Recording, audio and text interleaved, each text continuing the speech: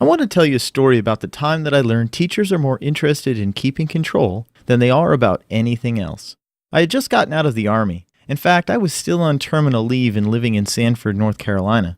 I got a call from my girlfriend who said she was attending a school demo where they were going to teach 6th graders about the Middle Ages. I was part of a historical reenactment group called the Society for Creative Anachronism. The SCA was sort of a social club where we all played at being from the Middle Ages. We did a lot of arts and crafts, held weekend-long camping parties, and most spectacularly had sword fights, anywhere from one-on-one to battles of a few thousand soldiers. I taught dance and I fought in armor with a sword and shield. It was a lot of fun. It was sort of like role-playing, especially since we took on new names. I was called Angus. So the girlfriend invites me along to this demo at a school in Durham. Naturally, when I get there, I asked, "So what are we doing?" The leader of the demo says we're going to have several classes, but first we're going to start off in the multi-purpose room with all of the students, and we're going to introduce ourselves and tell the kids what we do. Hi, I'm Bob, and I brew beer. Hi, I'm Sue, and I knit. Hi, I'm Rohan, and I fight. Blah, blah, blah. Snooze fest.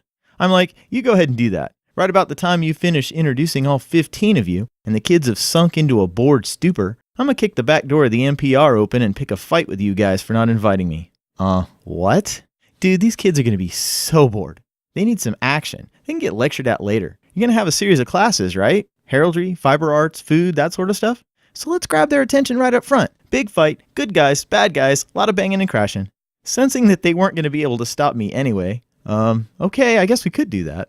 So it goes like I expected. These people who were personally some of the most interesting and talented people I know managed to bore these poor 11-year-olds into catatonia in about 5 minutes. They were so bored that I managed, in full armor, to sneak in the back door of the multi-purpose room and stand unnoticed behind them. When the last of my friends introduces himself, I smash my sword across the front of my shield and announce, "I'm Angus of Hamilton, and I want to know why no one invited me to this party." 150 kids swivel around in their chair and stare in fear and shock at this armored menace behind them. The teachers are shocked. The reason we didn't invite you, Angus, is because, well, you're kind of rude. In fact, you're not a very nice sort of person. Now, the thing you got to know about 6th graders is that they're not exactly ready for full-on adult name-calling and abuse. So I had to pitch it just the right way so that I could make my point that I was the bad guy, but I couldn't start dropping F-bombs in the elementary school to make my point. You're just mad that I haven't brushed my teeth in 6 months. Ew. But I did take a shower last Friday, so I'm clean enough for school. Oh. We went back and forth for a bit, mostly me explaining that their objections to my lack of personal hygiene weren't acceptable reasons for them not letting me come to the party. We really grossed those kids out. It was pretty awesome. All the while, I was moving forward until I got to the last kid on the row in the back. I need a squire. You, boy, you get to be my squire. Stand up. Here, hold my helmet. What grade are you in? The 6th grade, sir. The 6th grade. Who else is in the 6th grade? Everyone raises their hand. Oh, well, that didn't work.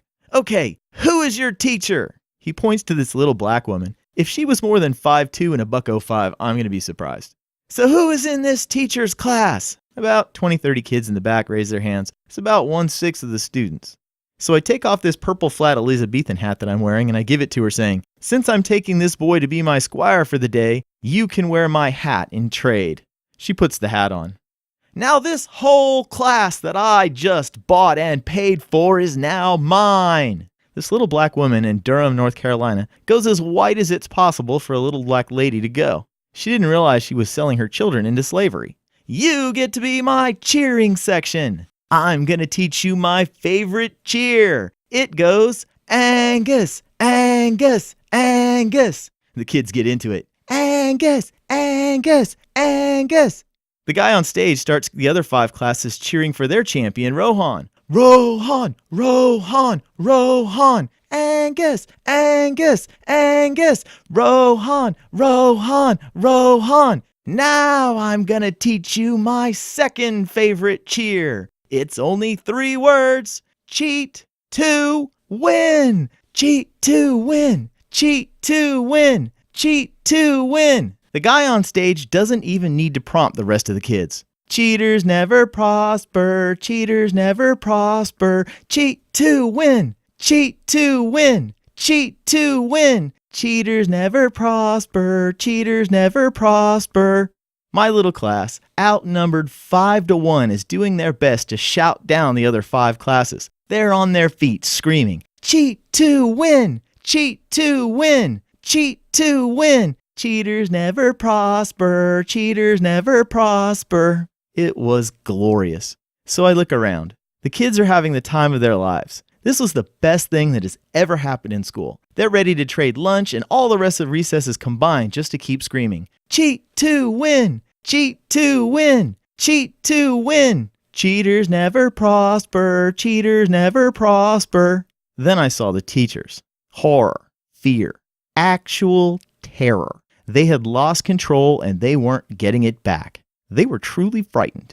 So I make my way to the front of the multipurpose room, climb up on the stage, and I tell Rohan he's going down. And I make my squire give me my helmet. We put our helmets on and we crash together, smashing, crashing, and generally put on quite the show of beating each other about the head and shoulders. Angus, Angus, Angus, Rohan, Rohan, Rohan, cheat to win, cheat to win. Cheaters never prosper, cheaters never prosper. Finally, I get in a lucky shot and Rohan goes down. My class goes wild. The other classes are just in tears of anguish. But another armored knight steps forth, and he charges in. Bang, crash, boom. Rohan gets back up, shaking his head, putting on a show of regaining his strength. And finally, he starts moving forward to help out the other knight. Bam, down I go. Boom, smash. And a beat of silence. And then, yay! The crowd goes wild. The bad guy loses. Good wins. Evil is defeated. Good hygiene triumphs over rotten teeth, bad breath, and dirty bodies. Our leader steps forward and tells me that I'm banished and I can't be at their party because I'm just mean. But I wanted to come to the party. Fine, you can stay, but only if the kids say you can, and only on 2 conditions. 1, you have to be on your best behavior. I look horror-struck, mugging for the kids. 2, you have to loan me the surcoat you're wearing over your armor. It has your heraldry on it, and I want to use it so I can teach heraldry to the kids in my heraldry class. I don't know. What do you think, kids? Should I be on my best behavior? Yeah! Should I loan him my surcoat so he can teach you heraldry in his heraldry class? Yeah! Well, okay. I promise to be on my good behavior for the rest of the day. And the crowd goes wild. The rest of the classes went pretty well. I helped my girlfriend teach a class on armor. My girlfriend made mail. You probably know it as chain mail. She had a whole shirt of the stuff that she'd made. My surcoat went to heraldry class, and the little kids got to play with this sweaty nasty thing, which I'm sure made their whole year. The only other thing that happened was that there was one teacher who was kind of a jerk to the kids. He kept physically blocking the boys and letting the girls go in first. Chivalry, he kept saying. I made sort of a joke, once more into the breach, to the girlfriend, and we were trying to remember what play it came out of. Henry IV, Part 1, says Mr. Chivalry. We were pretty sure he was wrong, but this was before smartphones, so we couldn't just look it up on the spot. The kids didn't care. They had the time of their lives. We were careful to tell them that if it got reported back to us that they were sword fighting with their little brothers and we found out about it, Angus was coming over to their house and wasn't going to be on his good behavior. So we better not get any complaints from Mommy and Daddy on the subject. Kind of got to threaten little kids. It's either that or little bro is going to the emergency room with a split forehead. I ended up in the newspaper, along with the girlfriend. A big photo of me, in my armor, wearing the group surcoat instead of my own. The girlfriend was wearing her male shirt and showing some armor pieces to the kids. This guy, who organized the whole demo, and all of his friends who helped, got a nice handshake from the teachers. And the 2 last-minute invites, that would be the girlfriend and me, ended up in the paper. The hard-working organizer gets nothing, and the big fat jerk gets the spotlight. I think we all learned something that day. The kids learned about knitting and weaving, food, armor, and of course heraldry. The demo organizer learned that hard work and planning don't get you any fame at all. But what I really learned that day was that teachers are terrified of losing control. They were outnumbered 25-1. If the students wanted to riot, they could have. If I had told them to take up torches and pitchforks and burn down Durham, we'd probably have gotten as far as the county line before the sheriff's department shut us down. But no one wanted to riot. They just wanted to be excited about something. They were so bored, that even two people trash-talking each other over how often it was appropriate to brush our teeth got them on their feet screaming. I'll never forget that. The look of utter horror on the faces of every teacher and administrator in that room. They want control. They need control. They have to control so much that it's more important that they be in control than the students learn anything at all. They say you learn things in school. I certainly learned something that day.